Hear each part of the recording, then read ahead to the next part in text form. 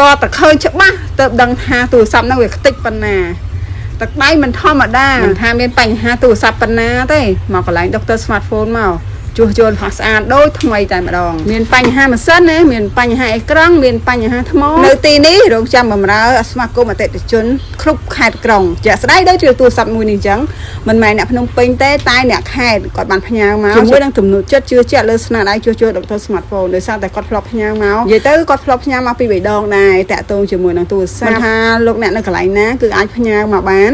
ជាពិសេសបងប្អូននៅភ្នំពេញនៅក្នុងទីក្រុងតែម្ដងអាចផ្ញើមកព្រឹកល្ងាចដាក់ជូនតាម Grab បានជាពិសេសមិត្តជាងឬក៏បងតាមហាងដែលមានតម្រូវការជួសជុលទូរស័ព្ទអីអាចតំណែងជាមួយនឹងខាងយើងខ្ញុំបានយើងខ្ញុំមានសេវាកម្មជួសជុលជាពិសេសសម្រាប់បងតាមហាងនិងបងអតិថិជនគឺមានសេវាកម្មរហ័សគុណភាពល្អនិងតម្លៃសមរម្យការធានាត្រឹមត្រូវឥឡូវនេះទូរស័ព្ទយើងធ្វើការជួសជុលរួចរាល់ហើយយើងក៏បិទហើយយើងដាក់ផ្ញើទៅតាមវិរៈបន្ថែមសម្រាប់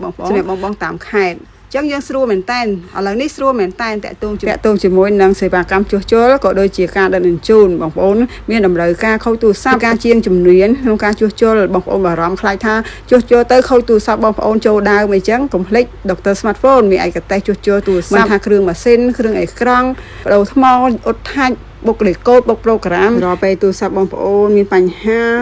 កុំភ្លេចតាក់ទងមកខាងយើងខ្ញុំចា